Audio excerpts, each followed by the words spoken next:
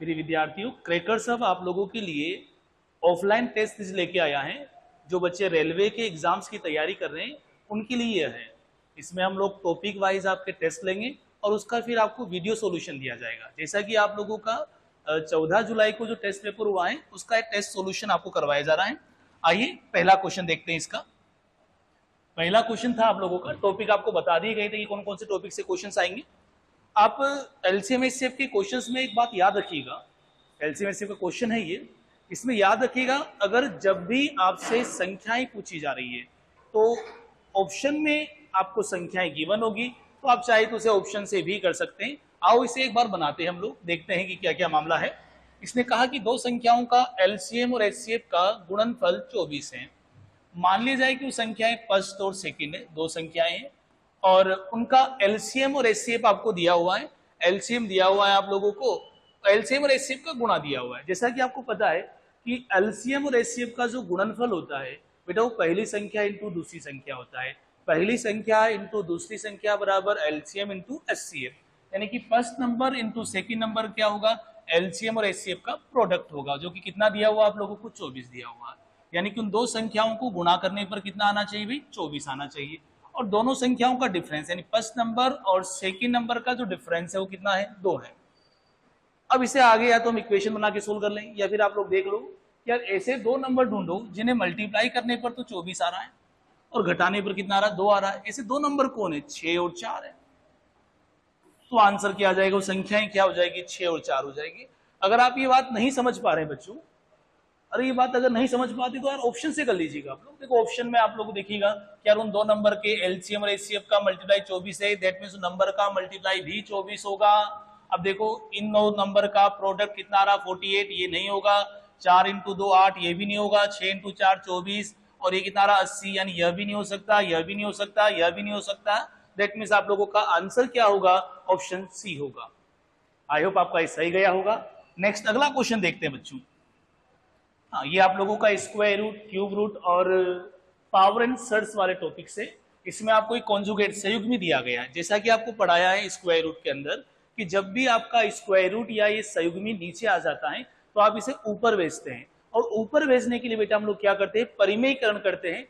और भाड़ में गया परिमेयकरण, हम लोग क्या करेंगे कि साइन चेंज कर देंगे। जैसे बेटा आपके सामने आया √8 माइनस √7 और आपको इसे ऊपर भेजना है, तो परिमेयकरण नहीं करना है, हमें यूज ही नहीं करना है, पुराने तरीके छोड़ो। आप लोग माइनस से प्लस कर दो बच्चा, और नीचे क्या लिखोगे, डिफरेंस ऑफ स्क्वायर, वर्गों का अंतर। नीचे क्या लिखेंगे बेटा आप लोग, वर्गों का अंतर, वर्गों का अंतर। √8 का वर्ग कितना होगा, 8 होगा, और √7 का वर्ग कितना होगा, 7 होगा। 8 में 7 गए तो 1 बचा, तो ये क्या आ जाएगा, √8 प्लस √7/1। जैसे आप लोगों के सामने ऐसे √11 माइनस √5 बटा प्लस हो तो ऊपर जाएगा तो क्या हो जाएगा, माइनस हो जाएगा। चाहे प्लस हो चाहे माइनस हो, नीचे हमेशा डिफरेंस ऑफ स्क्वायर, वर्गों का अंतर आएगा। बेटा √11 का वर्ग कितना होगा, 11। 5 का √5 का 5 होगा, 11 में से 5 गया तो यहाँ कितना आ जाएगा, 6। सेम यही प्रोसेस यहाँ पर दी गई है। आओ देखते हैं, बड़ा इंटरेस्टिंग क्वेश्चन है। 2 प्लस √3, ये तो आपको ऑलरेडी दिया गया है बेटा, सॉरी 2 प्लस √3 ये तो पहले से अवेलेबल है बेटा। ये माइनस वाला ऊपर जाएगा तो ये प्लस वाला हो जाएगा। नीचे क्या आएगा, वर्गों का अंतर, 2 का वर्ग 4 होगा, √3 का 3 होगा। 4 में से 3 गया, 1 बचेगा, नीचे 1 बचेगा, उसे नहीं भी लिखो तो भी चलेगा। और ये आप लोगों का होल स्क्वायर ऑलरेडी है। अच्छा 2 प्लस √3 सेम हो गया, दैट मीन्स ये क्या हो गया, 2 प्लस √3 का स्क्वायर हो गया, और इसका हम लोग क्या करेंगे, होल स्क्वायर। ये बेटा सेम था ना, राम इंटू राम, राम का स्क्वायर हो गया। सेम उसी तरह से आप लोगों का ये x इंटू एक्स स्क्वायर हो गया, और आप लोगों का स्क्वायर पहले से लगा हुआ है। अब यहाँ पर आपका सबसे प्यारा सूत्र लग जाएगा, यही तो याद है आप लोगों को, a प्लस बी का होल स्क्वायर। लो लगाते हैं a प्लस बी का whole square, a square plus b square, √3 का स्क्वायर कितना हो गया, 3 हो गया, प्लस 2ab। बोलो 4 में 3 जोड़ा कितना आया, 7। 2 इंटू 2 कितना हो गया, 4। बेटा अभी तो एक स्क्वायर सोल्व हुआ, अगेन एक और स्क्वायर लगा हुआ है, इसको भी हम दोबारा सोल्व करेंगे, इसको भी दोबारा सोल्व करेंगे, और दोबारा इसे ओपन करेंगे तो क्या आ जाएगा, 7 का स्क्वायर 49 प्लस 4 का स्क्वायर कितना हो जाएगा आप लोगों का 16, √3 का कितना हो जाएगा 3, plus a into plus 2ab, ये 49 प्लस 48 हो गया बेटा, और ये कितना हो गया आपका 56 हो गया। इन्हें जोड़ोगे आप लोग तो कितना आ जाएगा आपका 97 प्लस 56 √3 आ जाएगा। ऑप्शन ए सही है। अब आप थोड़ा सा देखिएगा, एक बात बताता हूं मैं आप लोगों को कि आप ऑप्शन से भी थोड़ा अंदाजा लगाएं। बेटा इसे सोल्व करेंगे तो आपका ये √3 तो कैंसिल नहीं होगा, रूट वाली टर्म्स तो रहेगी कैसे ना कैसे करके, और जब रूट वाली टर्म्स रहेगी तो इसमें भी रूट वाली टर्म्स नहीं आ रही है, यह भी नहीं आ रही है, दैट मींस ये दोनों तो नहीं होंगे।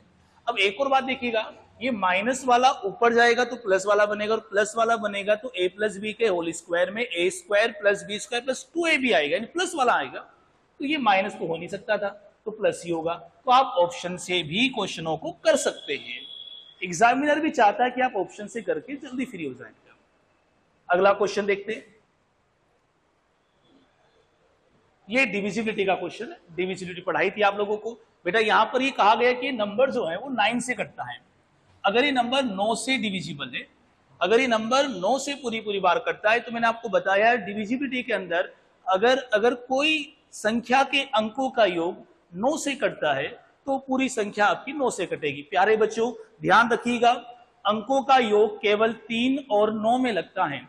अगर किसी संख्या के अंकों का योग 3 तथा 9 से कट रहा है, 3 तथा 9 से कट रहा है, तो वह संख्या किससे कटेगी, वह संख्या किससे कटेगी। अगर कोई संख्या के अंकों का योग 3 से कटता हो 3 से कटेगी, और 9 से कटा तो 9 से कटेगी। अगर 9 से कट रहा है तो 3 से भी कटेगी। तो आओ यहां पर डिविजिबिलिटी लगा देते हैं। नंबर क्या है 7x5462, अंकों का योग 9 से कटना चाहिए। बेटा ये जो 9 आ रहा है भूल जाओ, 7 और 2 ये 9 आ रहा है, इसे भूल जाओ। बोलो क्या बचा आपका x प्लस 6 बचा। अब ये आप लोगों का 9 से कटना चाहिए, 6 आपके पास है ही सही पहले से। बताओ 6 में क्या जोड़े कि 9 से कट जाए, तो 9 ही बनेगा।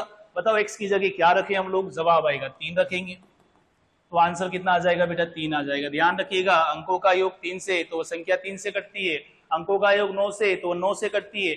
मैं आपको फिर दोबारा बता दूं, अंकों का योग केवल 3 में और 9 में ही लगेगा, इसके अलावा किसी में भी नहीं लगेगा। चलो आगे क्वेश्चन नंबर 4 की तरफ आते हैं। 4 घंटियां सुबह 8 बजे एक साथ बजना शुरू करती है बेटा, और प्रत्येक क्रमशः 5 सेकंड 6 सेकंड 7 सेकंड 8 सेकंड के अंतराल पर बजती हैं। तो बताइएगा 7 घंटे के ड्यूरेशन में वो कितनी बार एक साथ बजेगी। मैं आपको बता दूं, घंटियों वाले क्वेश्चन है, यानी रिपीट वाले क्वेश्चन है, और जब जब रिपीट की बात आती है क्वेश्चंस में तो आप लोग एलसीएम निकालेंगे, चाहे वो घंटी बजाने वाले क्वेश्चन हो, चाहे वो ट्रैफिक लाइट के क्वेश्चन हो, या फिर किसी सर्कुलर मैदान के चारों ओर चक्कर लगाने वाले क्वेश्चन हो। जब जब रिपीट की बात आती है हम लोग एलसीएम ज्ञात करते हैं। आओ इस क्वेश्चन के सॉल्यूशन की तरफ बढ़ते हैं। ये आपके पहले टेस्ट पेपर का सॉल्यूशन करवाया जा रहा है आप लोगों को, आगे भी टॉपिक वाइज टेस्ट लिए जाएंगे आप लोगों के। तो सबसे पहले हम लोग इसका एलसीएम निकालेंगे। पहाड़े याद रखेंगे तो एलसीएम अपने आप पता चल जाएगा क्या आएगा। बेटा 8 7 आ रहा है तो 420, लेकिन 420 में 8 का भाग नहीं जाएगा, इसलिए 840 आएगा एलसीएम। करके देखते हैं, 2 यहां से कॉमन ले लिया, ये कितना आया 5 3 7 4। मल्टीप्लाई करेंगे, 2 का गुणा 5 से किया 10, 10 इंटू 3 30 हो गया।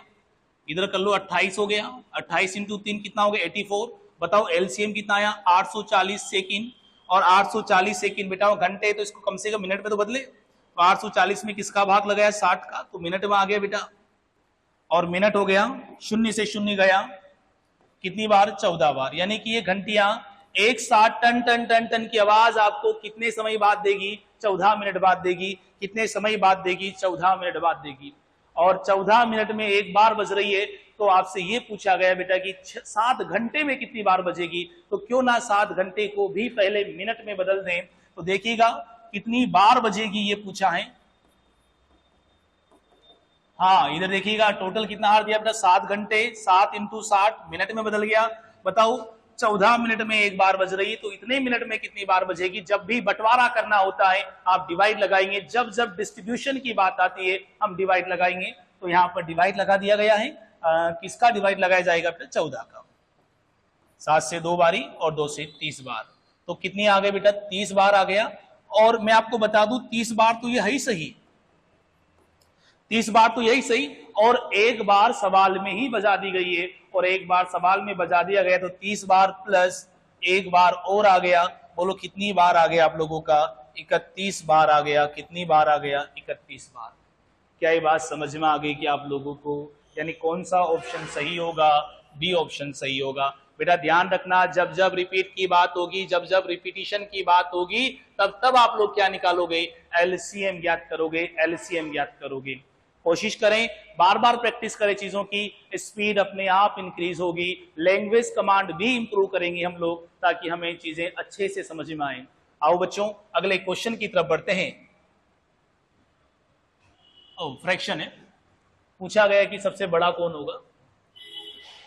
एक तरीका तो कि डिवाइड लगा लो और काफी बड़ा हो जाएगा। तो आप ध्यान रखिएगा कि जब भी फ्रैक्शन को कंपैरिजन करना है और फ्रैक्शन उचित भिन्न हो, उचित भिन्न का मतलब वो है बेटा एक से छोटा भिन्न हो, प्रॉपर फ्रैक्शन हो, तो आप डिफरेंस का भाग लगा करके एक नई भिन्न तैयार कर लेंगे। पर ध्यान रखें उचित भिन्न होनी चाहिए, ज्यादातर केस में उचित ही आती है।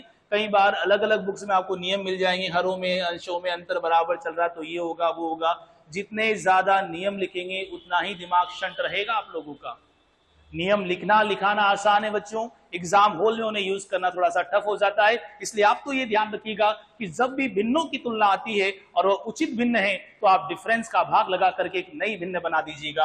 आओ डिफरेंस का भाग लगा करके एक नई भिन्न तैयार कर लेते हैं और उसी के हिसाब से चेक कर लेंगे। बोलो 11 और 12 का डिफरेंस 1, 12 और 13 का भी 1 आया। ये तो और मजेदार हो गया यार। बताओ सबसे बड़ा कौन दिख रहा है? 15, और 15 की रेस्पेक्टिव भिन्न कौन सी थी? 15/16 थी। यानी कि आपकी सबसे बड़ी भिन्न कौन सी आ जाएगी बेटा? 15/16 आ जाएगी। अगर वो पूछता कि बताओ सबसे छोटी कौन है, तो जवाब आ जाता 11/12।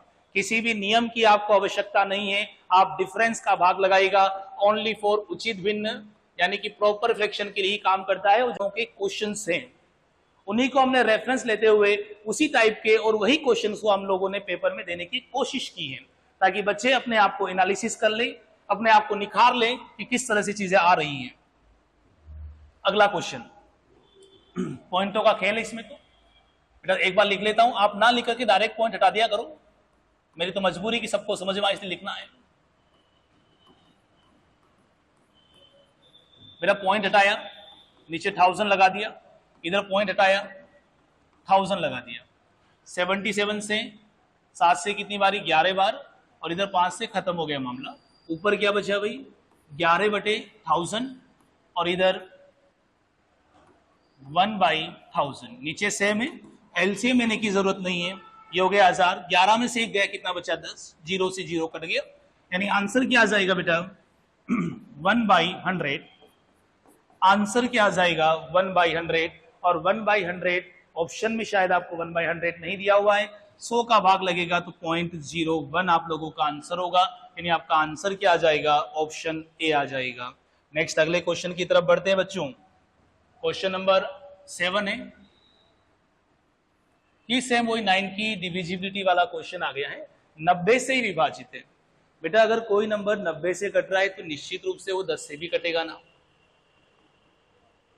अगर कोई नंबर 90 से कट रहा है तो नंबर 10 से तो कटेगा ही कटेगा। और कोई नंबर अगर 10 से डिविजिबल है बच्चों, दैट मीन उसका यूनिट डिजिट, उसके पीछे का जो अंक है वो 0 होगा ही होगा। यानी कि यहाँ पर सीधा सीधा हम कहें कि x तो क्या होगा आप लोगों का? 0 हो जाएगा। अब आप नंबर को लिख लेते हैं, 3, 5, 6, y मालूम नहीं है और x का हमने पता लगा लिया 0 है। अब 9 से डिविजिबिलिटी का मतलब हो गया अंकों का योग किससे कटे? 9 से कटे। लो आओ अंकों के योग को 9 से काटते हैं, तो 5 और 3 8, 8 और 6 14, 14 प्लस y। बताओ y की जगह क्या रखे कि ये 9 से कटने वाला बन जाए। अच्छा बताओ 14 के बाद 9 से कौन कटता है बेटा? 18 कटता है। तो बताइएगा 14 में क्या ऐड करूं, 14 में क्या ऐड करूं कि 18 बन जाए? तो जवाब आया 4। यानी कि y बराबर कितना लिखूंगा? 4। हमसे पूछा क्या गया था? y minus x. बोलो y का वैल्यू कितना है? 4, और x का वैल्यू कितना है? 0। दैट मीन्स आंसर क्या होगा? 4। अगले क्वेश्चन पर आते हैं। ये तो एक सिंप्लीफिकेशन का क्वेश्चन है। बेटा अंदर ही सोल्व करेंगे, हालांकि ये बड़ा ब्रैकेट है और ये छोटा ब्रैकेट है, ध्यान नहीं पड़ा, ठीक है, वैसे पता चल गया होगा आप लोगों को। अब देखते हैं 12 4 16, 16 और 3 19, जुड़ गया 19 और 3 कितना हो गया आपके 22, 22 में 2 जोड़े 24, 2/5, एक ही साथ निपटा दिया करो, कौन सा है वी बोर्ड मास, सारे प्लस वाले ही थे बेटा, गुणा तो अब आया, 24 का गुणा 2 से किया कितना आ गया 48 आ गया। और मिक्स फ्रैक्शन में है, लो अगर मिक्स फ्रैक्शन में तो मिक्स फ्रैक्शन बना लेते हैं।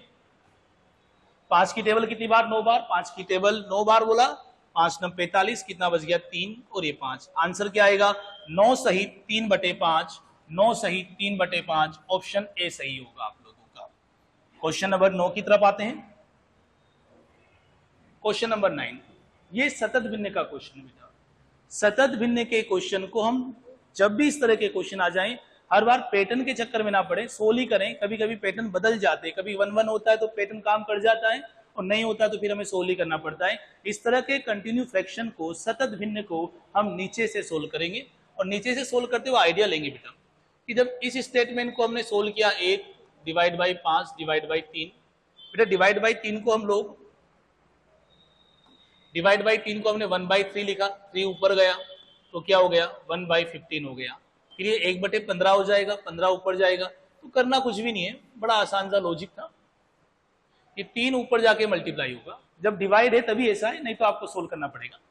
3 का मल्टीप्लाई 5 से हुआ 15 हो गए, 15 का 4 से हुआ 60 हो गया, वहां 1 है तभी ऐसा हो रहा है, 60 का गुणा 5 से गया 300 हो गया, दैट मीन्स क्या आ गया 240 डिवाइड बाई 300, यानी 240 डिवाइड बाई 300, एक जीरो से एक जीरो गया,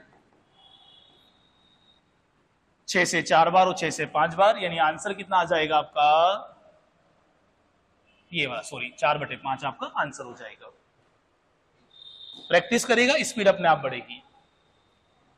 यहां पर ये चम्मच वाली जगह पर सर्च पर 3 लिखा हुआ है और 3 लिखा हुआ है, इसका मतलब ये आप लोगों का क्यूब रूट है। बेटा क्यूब रूट को जब भी सोल्व कर रहे हैं और उसमें पॉइंट है तो क्यूब रूट में हम 3 की पेयरिंग करते हैं। क्यूब रूट कहता है कि अगर पॉइंट के बाद 3 अंक हैं तो आपके आंसर में एक ही अंक होगा भी, जैसे आपसे कहा गया 0.000027 और इसका क्यूब रूट निकालना बेटा आप लोगों को, तो 27 का सभी को पता कितना आएगा भाई 3 आएगा। अच्छा कितने डिजिट से पहले 1 2 3 4 5 6, यहां अगर 6 अंकों से पहले है तो हमारे आंसर में कितने अंकों से पहले हो जाएगा 3, और 3 के पेयर बनेंगे तो हमारे आंसर में कितने से पहले हो जाएगा 2 से पहले हो जाएगा।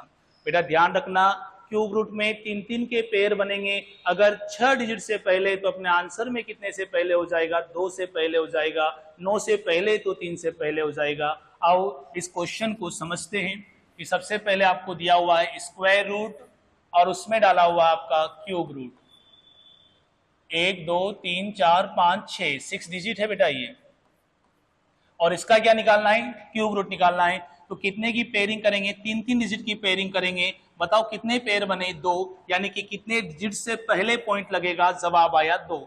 64 का क्यूब रूट क्या होगा तो बताएगा 64 की 64 किसका क्यूब है 4 का, यानी 64 का क्यूब रूट कितना हो गया 4, और कितने डिजिट से पहले लगेगा 2 से पहले।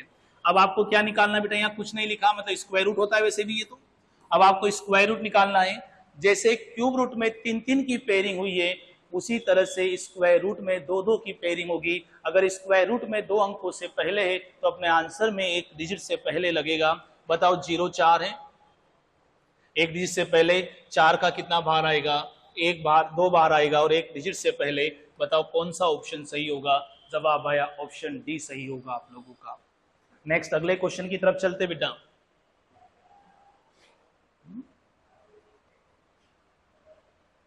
सेम ही आ गया क्वेश्चन, चलो देखते हैं अगला क्वेश्चन। हाँ अगला क्वेश्चन आया आप लोगों का, 500 और 700 के बीच ऐसे कितने नंबर हैं जो 11 से कटते हैं। मेरी बात सुनिएगा, हालांकि यहाँ पर 11 से ना तो ये करता है या करता है, तो आप बाउंड्री नंबर हटा भी दो या ले भी लो, कोई दिक्कत नहीं आती, पर आप तो समझ लो के बीच बोला गया है, इसका मतलब आपका नंबर 501 से लेकर 699 तक चला गया। हालांकि इसे 700 ले भी लेंगे तो भी कोई फर्क नहीं पड़ेगा, क्योंकि आखिरी नंबर और इनिशियल नंबर, प्रारंभिक नंबर आप लोगों का 11 से कट नहीं रहा है। सबसे पहले मैंने 699 में 11 का डिवाइड लगाया, तो 11 की टेबल 6 बार, 3 बचा, 11 3 33। ये जो 63 संख्याएं आई है, ये कहां से आई है? 1 से लेकर के 699 तक ऐसी संख्याएं 63 होती है जिनमें 11 का भाग जाता है। 1 से लेकर के 699 तक ऐसी आप लोगों के सामने 63 नंबर होंगे जिसमें 11 का भाग जाएगा। लेकिन ये कहां से आया बच्चों? 1 से आया, 1 से आया। और आपको निकालना कहां से था? जवाब आया हमें 501 से निकालना था। इसका मतलब आप लोगों को रिजेक्शन कहां तक करना पड़ेगा? 500 तक। और मैं कहता 20 से लेकर, तो 20 तो क्वेश्चन में चला गया, और बेकार कहां तक होगा आप लोगों का? 19 तक बेकार होगा। सेम उसी तरह से 501 से लेकर है, कम कम कहां तक कर देंगे? 500 तक। और भले आप 501 को भी कम कर दो तो भी यहां कोई फर्क नहीं पड़ेगा, क्योंकि 11 से दोनों नंबर नहीं कट रहे हैं। 11 की टेबल 4 बार, कितना बच गया? 44, 6 बच गया, 60 हो गया, 11 5 55। तो 63 में से हम लोग 45 को हटा देंगे तो कितना आ जाएगा? 18 आ जाएगा। तो ऐसी कितनी संख्याएं हो जाएगी बेटा? 18 हो जाएगी। आई होप आसान क्वेश्चन था, हो गया होगा। हालांकि एग्जाम में हो सकता है कि बच्चे का दिमाग काम ना करे, ना हो, वो अलग बात है। क्वेश्चन नंबर 13, 3 संख्याएं। ये बड़ा आसान क्वेश्चन है, काफी आता भी रहता है, पता नहीं इतना आसान होने के बाद भी आता रहता है। 3 नंबर है, पहला नंबर, दूसरा नंबर, तीसरा नंबर। इनका रेशियो 1 2 3 है। इनका एचसीएफ दिया गया बेटा 15 दिया गया है, तो आपको हेडेक लेने की जरूरत नहीं है। एचसीएफ 15 है, 15 का गुणा कर दो, सारे नंबर आ जाएंगे। पहला नंबर 15 हो जाएगा, दूसरा 30 हो जाएगा, तीसरा 45 हो जाएगा। 15 30 45, ऑप्शन डी आपका हो जाएगा। अगर एलसीएम दिया होता फिर मैं एलसीएम निकालते इसका। अगला क्वेश्चन आया, यदि किसी धनात्मक संख्या को उसके वर्ग में से घटाया जाए तो शेष बल 812 बचता है। बेटा ध्यान से सुनना क्या बोला गया है, बड़ा इंटरेस्टिंग और दिमाग वाला क्वेश्चन है ये। तो किसी धनात्मक संख्या को उसके ही वर्ग में से घटा रहे हैं आप लोग, तो आपको 812 मिल रहा है। यानी किसी भी संख्या के वर्ग में से आप लोग उसी नंबर को घटाओगे तो आपको क्या मिलेगा? 812 मिलेगा। इक्वेशन सोल्व करने में हमें समय लग सकता है, आप थोड़ा सा दिमाग तो लगाओ बेटा। उसी संख्या के वर्ग में से उसी संख्या को घटा रहे और आपको 812 मिल रहा है, इसका मतलब उस संख्या का वर्ग 812 से तो ज्यादा होगा ही होगा। समझे मैं क्या कह रहा हूं? किसी संख्या के वर्ग में से आप उसी संख्या को घटा रहे हो, तो यार कम से कम संख्या 812 से बड़ी होनी चाहिए ना। ये तो घटाने पर 812 आ रहा है, घटाने पर 812 आ रहा है, इसका मतलब संख्या का वर्ग 812 से ज्यादा होगा। ऑप्शन देखो एक बार, 25 का वर्ग नहीं होता है, 23 का भी नहीं होता है, 27 का भी नहीं होता है, 29 का होता है बेटा 841। देखो 841 में 29 घटा दो आप लोगों का आ जाएगा 812। सबसे बेस्ट तरीका था ऑप्शन से कर लीजिएगा आप लोग। अगर ऑप्शन से नहीं करेंगे तो फिर आप लोगों को ये नंबर आप लोगों को फिर ऐसा नंबर सोचना पड़ेगा कि इक्वेशन सोल्व करनी पड़ेगी, काफी कॉम्प्लिकेट हो जाएगा। मल्टीप्लाई करें तो 812 आए और सब्ट्रैक्शन करने पर कितना आए? 1 आए, तो फिर वो नंबर आपके क्या हो जाएंगे? 28 और 29 हो जाएंगे। और फिर आपको इक्वेशन सोल्व करनी पड़ेगी। बेटा इक्वेशन सोल्व करने की बजाय ऑप्शन से करते हैं, ज्यादा बढ़िया होता। आओ देखते हैं। एक संख्या में 3 अंक हैं जिनका योग 18 है, वह बीच वाला अंक अन्य 2 अंकों के योग के बराबर है। यदि संख्या के अंकों के क्रम को उलट देने पर वह संख्या 297 अधिक हो जाती है, तो संख्या क्या है? बेटा 3 डिजिट का पूछा, नंबर पूछ लिया है, तो ये तो हमारे फायदे की बात है। ऑप्शन उठाओ कर लो। उसने क्या बोला है कि डिजिट का सम कितना आना चाहिए? 18 आना चाहिए। अच्छा देखो, यहां भी 18 आ रहा है, यहां भी 18 आ रहा है, यहां भी 18 आ रहा है और यहां भी 18 आ रहा है, यानी कि सभी अभी तक तो सही जा रहे हैं भाई। फिर देखो उसने क्या कहा, बीच वाला अंक अन्य 2 अंकों के योग के बराबर है। सुन रहे कि आप लोग? बीच वाला जो है वो नंबर इन अगल बगल वाले नंबर के योग का सम है, बराबर है। आप देखिएगा बीच वाला अंक अन्य 2 अंकों के योग के बराबर है, यानी बीच वाला इन दोनों अगल बगल वालों के बराबर आना चाहिए। क्या 5 और 5 नहीं, इधर देखो 5 और 4 9 आ रहा है क्या, हाँ। इधर देखिएगा 6 और 3 9 यहां भी आ रहा है। अच्छा 6 और 4 10 यहां पर आप लोगों का नहीं आ रहा है। दैट मीन्स आपके जो नंबर हैं वो क्या है, या तो 495 होगा यानी ऑप्शन बी होगा, या फिर आपका ऑप्शन सी होगा। अब दो ऑप्शन तो रिजेक्ट हो गए, अब देखते हैं कि इनमें भी क्या होगा। तो और देखिएगा उस नंबर में आप लोग क्या करेंगे, 297 अधिक हो जाती है यदि वह संख्या क्या थी। तो मैंने क्या किया, 495 इस संख्या के अंकों को अगर मैं पलट देता हूं, अच्छा संख्या के अंकों को उल्टा कर दिया गया बेटा, उल्टा कर देंगे तो आने वाली संख्या जो कितनी अधिक हो जाएगी, 297 अधिक हो जाएगी। क्या ऐसा हो रहा है क्या, तो इसमें देखो जोड़ते हम लोग 297 7 और 5 12, नहीं हुआ बेटा रिवर्स, 9 9 18 और 1 19, 4 2 6 और 1 7, ये रिवर्स नहीं हुआ, रिवर्स होना चाहिए था इसको। अब देखो 396 में आपने कितना जोड़ा, 297, 6 6 12 और 1 13, 9 9 18 और 1 19, 3 2 5 और 1 6, बेटा रिवर्स हो गया 297 जोड़ने पर। दैट मीन्स आपका ऑप्शन सी सही होगा। बेटा अगर ऐसे नहीं करेंगे तो आप लोगों को 3 डिजिट का number 100x plus 10y plus z मानना पड़ेगा, जो एक काफी कॉम्प्लिकेट प्रोसेस हो जाएगी। जब भी इस तरह के क्वेश्चन आए बेटा ऑप्शन से करिएगा आप लोग, ज्यादा बढ़िया है। ऑप्शन से भी वही कर सकता है जिसने अच्छे से चीजों को पढ़ा है, नहीं तो ऑप्शन से उनसे भी नहीं होगा बेटा जिन्होंने नहीं पढ़ा है। क्वेश्चन, अगले क्वेश्चन की तरफ चलते हैं। वह अधिकतम संभव लंबाई ज्ञात कीजिए जिसका उपयोग करके 5 मीटर 25 सेंटीमीटर, 7 मीटर 35 सेंटीमीटर और 4 मीटर 90 सेंटीमीटर की लंबाई को पूर्णतः नापा जा सके।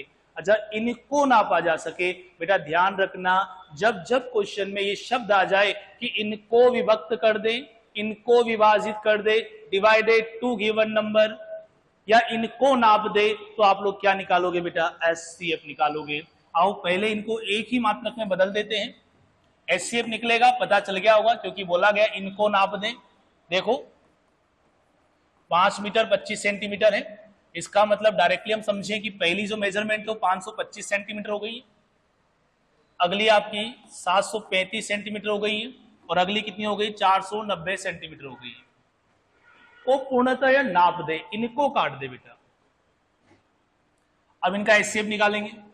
अब चाहो तो इन दो का एचसीएफ निकाल लो पहले, चाहो तो ऑप्शन से चेक कर लो, डिफरेंस मेथड लगा सकते हैं। अब तो अभी फिलहाल नॉर्मल मेथड लगा लो, ज्यादा बढ़िया है। 735 में हमने 525 का भाग लगाया, कितनी बार गया, एक बार, ये खत्म, 3 में से 2 गया 1, ये 2। फिर हमने 525 में किसका भाग लगाया, 210 में, 210 डिवाइड करें 525 को, कितनी बार जाएगा, 2 बार, कितना बचा, 5 0 1। अब 210 में किसका डिवाइड लगेगा बेटा, 105 से, कितनी बार गया, 2 बार, यानी कि इनका एचसीएफ कितना है भाई, 105 आया। अब इसका और इन दोनों का मिलाकर के हम एचसीएफ निकाल लेंगे, देख लेंगे बेटा, ऑप्शन से भी कर सकते हैं, फिर आपके साथ सारे क्वेश्चन ऑप्शन से हो गए। तो 490 का इन दोनों का आया, उसका एक साथ निकाल लेते हैं। तो बड़े नंबर में किसका भाग लगाएंगे, छोटे का, कितनी बार जाएगा, 4 बार, ये कितना हो गया, 420, 0 9 में से 2 गए 7, फिर किस में लगाएंगे, 35 आएगा बेटा, 70 एकम 70, 2 बार चला जाएगा, तो एचसीएफ कितना है, 35 आया। मतलब ऐसा वो बड़े से बड़ा नंबर कौन है जो इन तीनों नंबर को काट देता है, वो आप लोगों का 35 है, यानी कि इनका एचसीएफ क्या होगा, 35 सेंटीमीटर होगा। और मैं आपको बता दूं, आप इतनी बड़ी मशक्कत ना करके आप ऑप्शन से भी कर सकते थे, वो ज्यादा बेस्ट था कि यार ऐसा नंबर देख लो जिन तीनों को काट दे, वो आप लोगों का आंसर हो।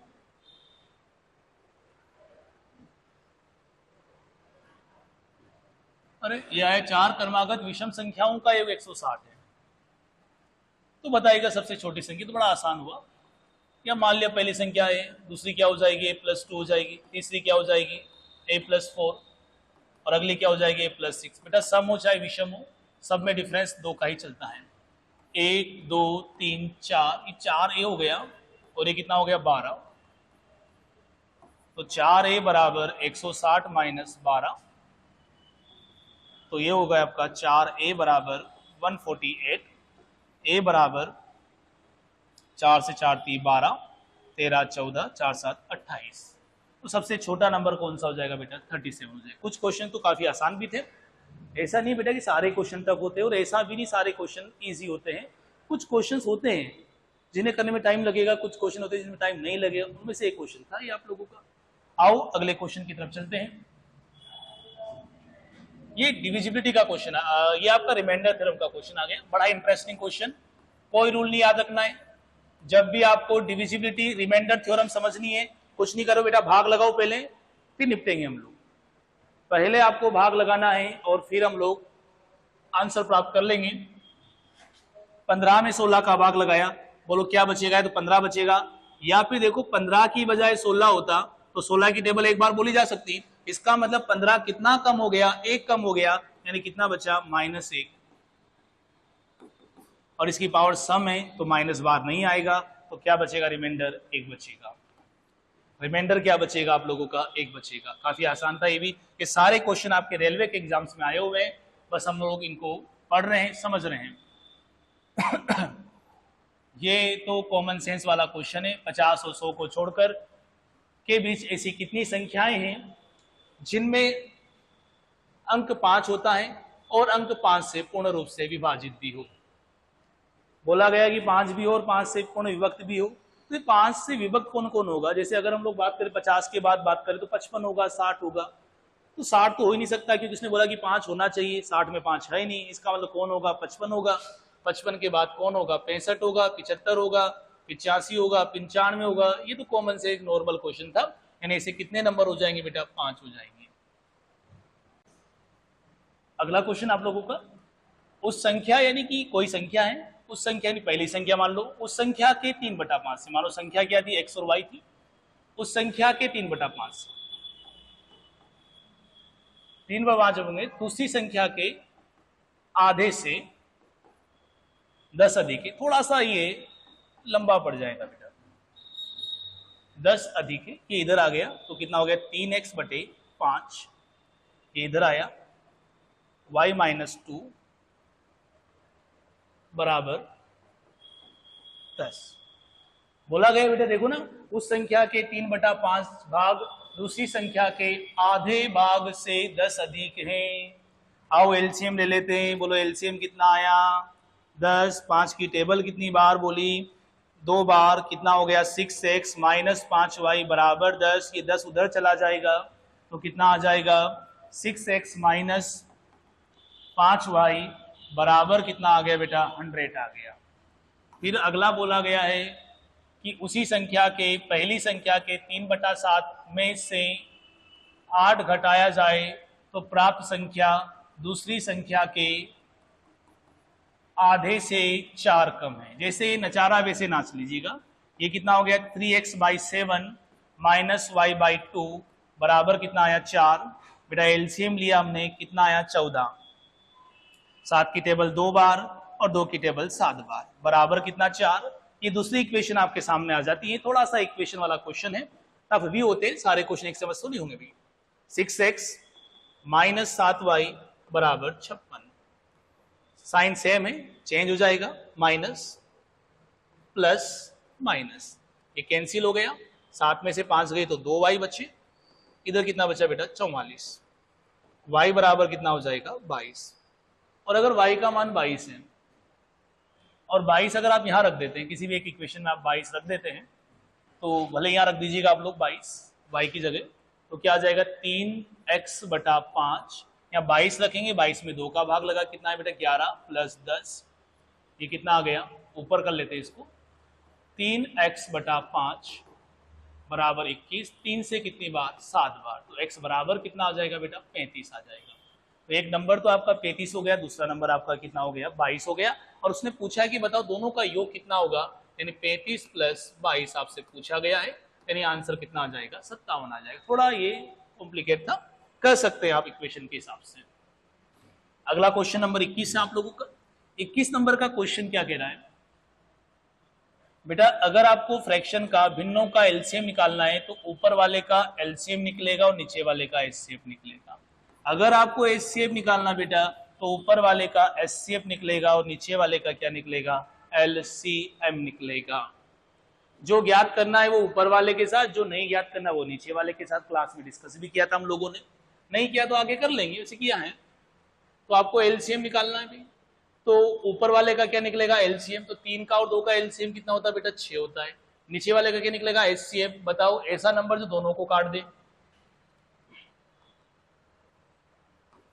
कौन सा ऑप्शन मैच हो जाएगा, ऑप्शन ए मैच हो जाएगा। अगले क्वेश्चन की तरफ चलते बेटा, क्वेश्चन नंबर 22।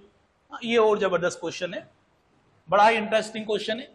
क्या बोला गया कि कितने ऐसे गुणनखंड है जो पूर्ण वर्ग है बेटा, पूर्ण वर्ग है, पूर्ण वर्ग है। जैसे मैं आपसे कहूं कि 36 के ऐसे कितने गुणनखंड है जो पूर्ण वर्ग है, तो 36 का पहला गुणनखंड 1 होगा, फिर 2 होगा, 3 होगा, 4, अभी पूर्ण वर्ग वाले नहीं सारे लिख रहा हूं।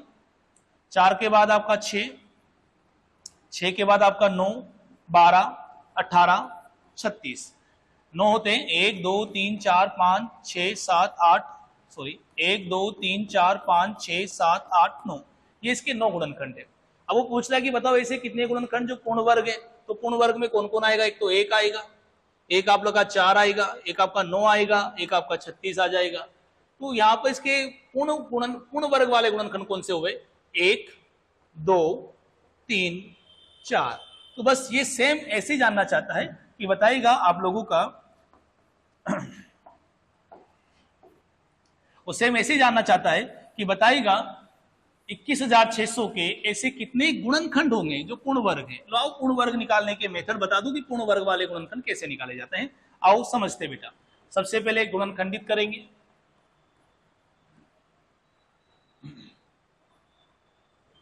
दो ले लीजिएगा बाहर, 2 एकम 2, भागने के उसका 0, 2 8 16 0, 2 5 10, 2 चौक 8 0, 2 दूनी 4, 2 7 14 0, 3 ले लो ताकि आसान हो जाएगा, 3 नाम 27, 3 तिया 9, 3 एकम 3, वापस 2 ले लो 50 बार, 2 से 25 बार, 5 से 5 बार और 5 से 1 बार।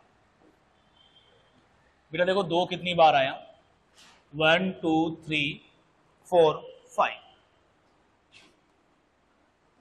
उसके बाद देखो 3 कितनी बार आया, 3 बार। और उसके बाद देखो 5 कितनी बार आया, 2 बार आया। 5 और 3 8 और 10, गिन लो एक बार, 1 2 3 4 5 6 7 8 9 10। अगर मुझे यहाँ गुणनखंडों की संख्या ज्ञात करनी थी, केवल गुणनखंडों की संख्या ज्ञात करनी होती तो मैं पावर में 1 बढ़ा करके गुणा कर देता। अगर मुझे अभाज्य गुणनखंडों की संख्या चाहिए होती तो मैं पावर को सीधा जोड़ देता।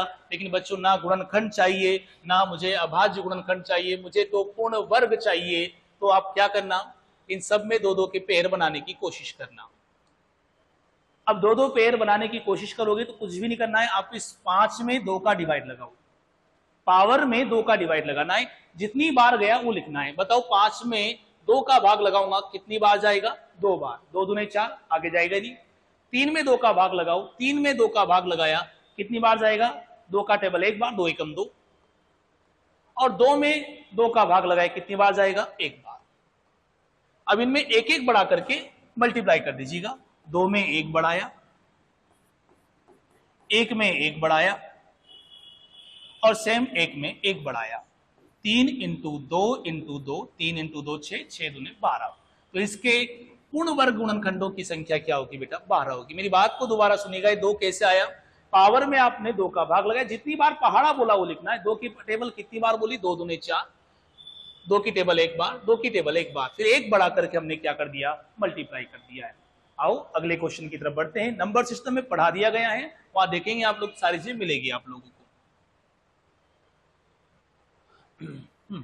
देखिएगा आप लोग, 3000 और 4000 के बीच वह संख्या ज्ञात कीजिए जो 9 से भी कट जाती है, 9 12 18 21 और 35 से पूर्ण विभक्त है। बेटा जैसे बोला कि इनसे कट जाती है, इनसे कट जाए, इससे पहले भी थोड़ी देर पहले आया था एचसीएफ वाला, वहां आया था शब्द इनको काट दे, इनको नाप दे। यहां क्या आया, इनसे कट जाए, से कट जाए दैट मींस एलसीएम लगेगा, को काट दे एचसीएफ निकलेगा। बेटा तो यहां इनसे कट जाए तो पहले एलसीएम निकालते फिर बात करेंगे क्या आ रहा है।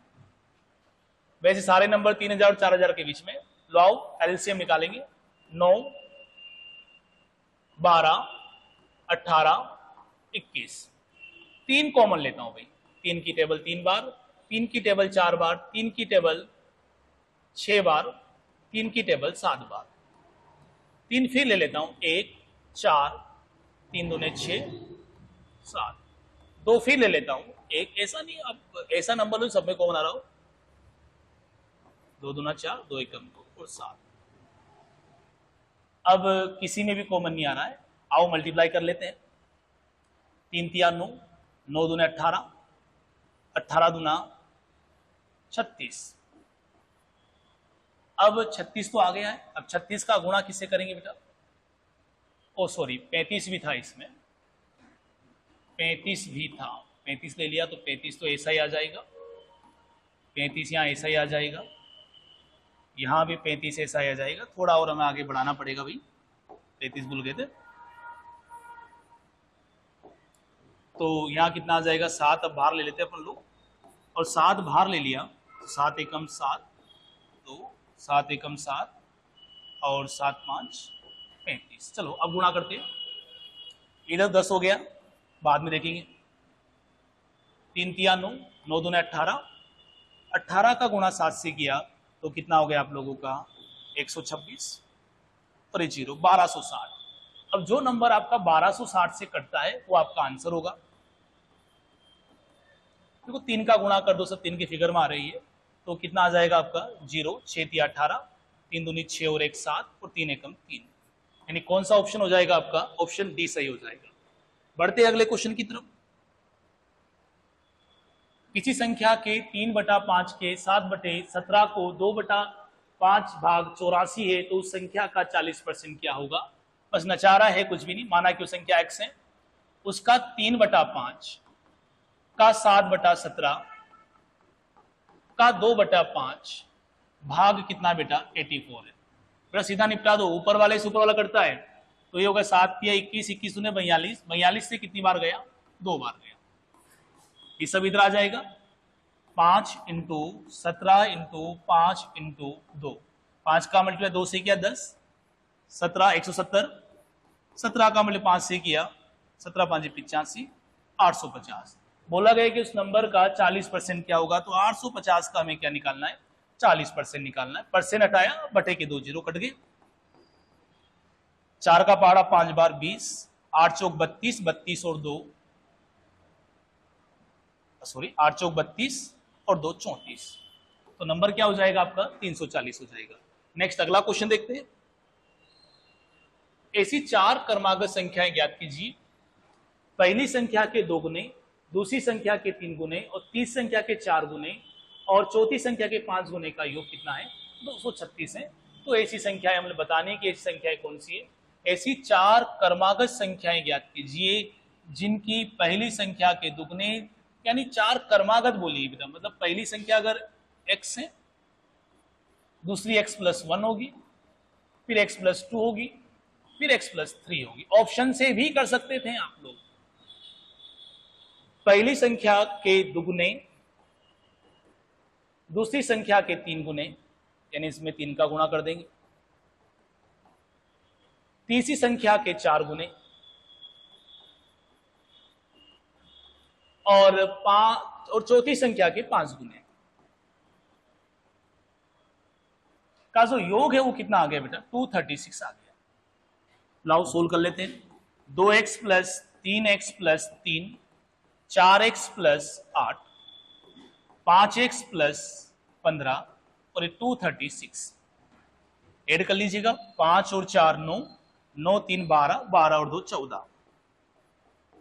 इधर पर कितना हो जाएगा आप लोगों का? 236 - 26, ये हो गया आप लोगों का 14x = 0 1 2। तो x = 210/14, 7 से 2 बार काट लो तो 7 से 3 बार, तो क्या हुआ? 15। यानी कि वो नंबर क्या था बेटा? 15 16 17 18, यानी ऑप्शन ए सही होगा। मैं आपसे फिर कह रहा हूं, ऑप्शन से भी आप लोग इस सवाल को बना सकते थे। नेक्स्ट अगले क्वेश्चन की तरफ आते हैं।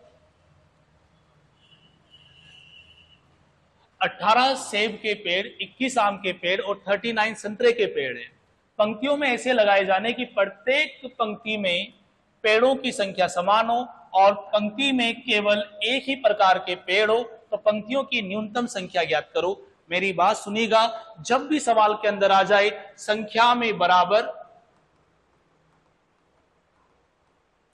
एक समान और अधिकतम, तो आप लोग एचसीएफ निकालेंगे।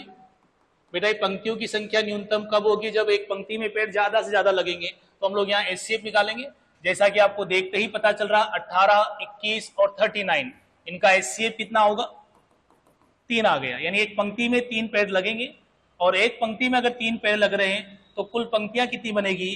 तो 18 जो सेब के हैं उनसे 6 पंक्तियां बनेगी, 21 वाले जो पेड़ पौधे हैं आम के उनसे आपकी 7 बनेगी, और उसके बाद 39 है उसमें हम लोग 3 का डिवाइड लगाएंगे, 13।